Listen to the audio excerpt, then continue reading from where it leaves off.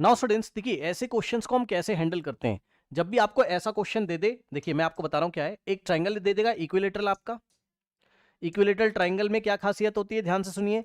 Equilateral triangle में all the sides are equal, है ना।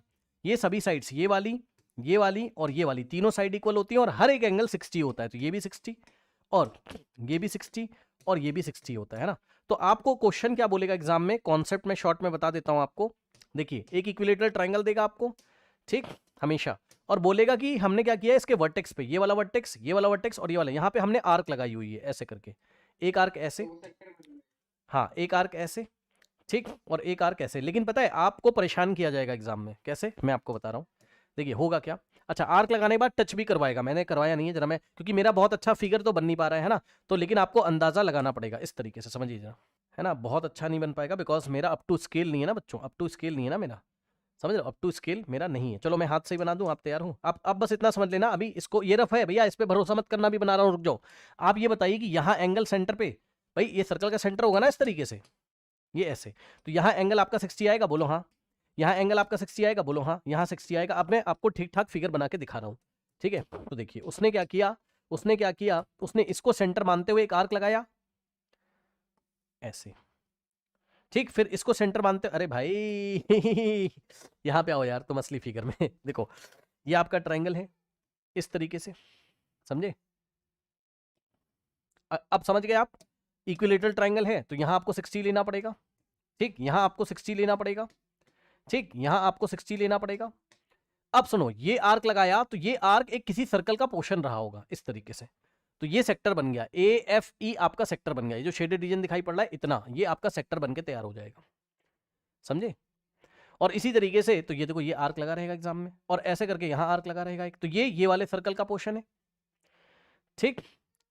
फिर एक आर्क आपका यहां लगा देगा वो, ये वाले सर्कल का पोर्शन है। अब कुछ नहीं करना है आपको, है ना, आपको कुछ नहीं करना है। क्वेश्चन पढ़िए, कह रहा है arcs are drawn by taking vertices ABC as an equilateral ABC of an equilateral triangle of side 10 cm to intersect the side BC, CA and AB to their respective midpoints D, E, F। मतलब समझो, देखो AC का mid point E है, ठीक है, BD का mid point आपका D है और AB का मिड पॉइंट आपका F है, ठीक। तो अगर इस सर्कल को हम लोग कंप्लीट करें तो टोटल लेंथ आपको कितनी दी हुई है ट्राइंगल की, पढ़ लीजिए ध्यान से, साइड की कहां गया, 10 का हाफ कर दीजिए, समझे ना, 10 का हाफ करो भाई, ये टोटल 10 है ना बेटा, हाफ करो, तो F is the mid point, तो आपका ये आ जाएगा आपका 5। यानी कि जो भी आर्क इसमें लगाए जाते हैं इक्विलेटरल ट्रायंगल में अगर कभी भी, तो उसका रेडियस आपको कितना लेना है, आर्क का रेडियस आपको लेना है इक्विलेटरल ट्रायंगल का जो साइड है उसका हाफ कर दीजिए, बस। अब कुछ नहीं करना है। अब एक सेक्टर का एरिया निकाल लीजिए और 3 से मल्टीप्लाई कर दीजिए। अब एक सेक्टर का एरिया अगर आप निकालोगे, ठीक है, और यही आपका रेडियस बन जाएगा, यही आपका रेडियस बन जाएगा, ठीक है। तो area of one sector, area of one sector निकाल के 3 से मल्टीप्लाई करिए तो शेडेड रीजन का एरिया आपका आ जाएगा, ठीक।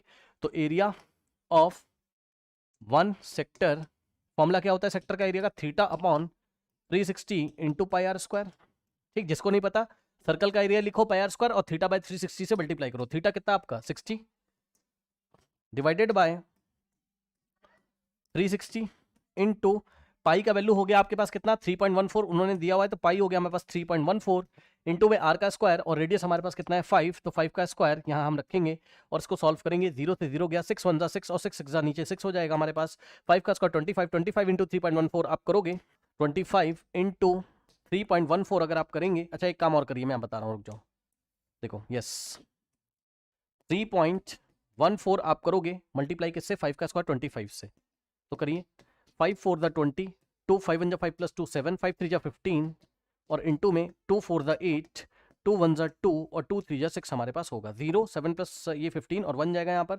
6 प्लस 2 इज 8 और 7, और पीछे से 1 2 डिजिट छोड़ के हम डेसिमल यहाँ लगा देंगे, 78.50 हमारे पास आ रहा है, ठीक, जिसको हम 78.5 भी लिख सकते हैं। तो इन दोनों की मल्टीप्लीकेशन जो आ रही है हमारे पास वो आ रही है 78.50 आ रहा है, आप 78.5 भी लिख सकते हो राउंड ऑफ करके, बिकॉज 0 से कोई मतलब है नहीं और नीचे 6 है। तो ये एक सेक्टर का एरिया आ रहा है। अब 3 सेक्टर का एरिया निकालने के लिए इसको 3 से मल्टीप्लाई कर दीजिए, तो required total area, total shaded region is equals to area of, अभी इसी में एक और क्वेश्चन बताऊंगा वो भी ध्यान रखिएगा, area of total shaded reason, क्योंकि तीनों की तीनों शेडेड रीजन, तीनों की तीनों जो आपके सेक्टर हैं आइडेंटिकल्स है ना, ये वाला ये वाला ये वाला ना, तो area of total shaded region is equals to, जितना आंसर आया है एक सेक्टर का उसको 3 से मल्टीप्लाई करिए, तो 78.5 अपॉन में 6, ये एक सेक्टर का एरिया था, इसको ट्रिपल कर दोगे 3 टाइम्स तो आपका आंसर आ जाएगा यहाँ पर। ओके, 2 जा अब 78.5 डिवाइडेड बाय 2 आप करोगे, तो इसको डिवाइड करना मैं आपको सिखा देता हूँ, परेशान मत होइए, इधर आइए। 78.5 को 2 से डिवाइड लगाइए, तो 2 3 जा 6, 7 माइनस 6 इज 1, 8 9 जा 18 और रिमाइंडर आपका 0। नेक्स्ट 5 कॉपी तो करोगे बट डेसिमल लगाओगे, बिकॉज यहाँ डेसिमल आपका लगा हुआ है 5, और 2 2 जा आपका 4, 5 माइनस 4 इज 1, डेसिमल की हेल्प से 0, और 5 जा 10 हमारे पास आएगा। ठीक है, ये हमारे पास कट गया, आंसर हमारे पास आ रहा है कितना, 39.25 सेंटीमीटर स्क्वायर। ओके, चेक कर लीजिए, this is the final answer here. अब इसी में एक बात और बताता हूं, कभी कभी वो आपसे ये वाला एरिया पूछता है। कौन सा वाला सर? ध्यान सुनिए, कभी कभी ये वाला पूछता है, दिखा?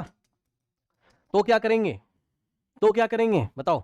अगर ये वाला रीजन पूछ लिया तब क्या करेंगे? इक्विलेटरल ट्रायंगल में से हम किसको माइनस करेंगे? चलो बता दो, इसका एरिया कितना होगा? एरो लगा देता हूं, बीच में जो डॉटेड पोर्शन है इसका,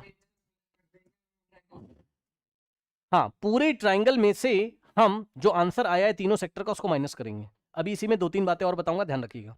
पूरा ट्रायंगल जो होता है, कौन सा वाला? इक्विलेटरल।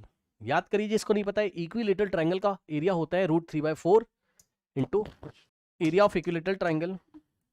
यस, कितना होता है? Area of is equals to, yes बताइए किसको पता है? यस, वेरी गुड, बच्चे बता रहे हैं। देखिए √3/4 इंटू जो भी साइड होगी उसका आपको स्क्वायर करना है। तो यहाँ पर इसको फॉर्मूले को यूज कर लीजिएगा, √3 की वैल्यू आपको दी रहेगी एग्जाम में। ठीक है, टेक √3 इज इक्वल्स टू 1.732 के आसपास। ये वैल्यू आपको नहीं दी रहेगी तो याद होना चाहिए, क्योंकि एनसीईआरटी चैप्टर 1 नंबर 1 क्लास 9 में आपको दिया हुआ है। तो ये ऐसे रख देते हैं, और साइड इक्विलेटरल ट्रायंगल का 10 आपको रखना है, 10 दिया हुआ है, इसको सॉल्व कर लेते हैं। जो भी आंसर आता है उसमें से हम ये माइनस करेंगे तो हमारे पास इसका एरिया आ जाएगा, इसको ध्यान रखिएगा। ठीक।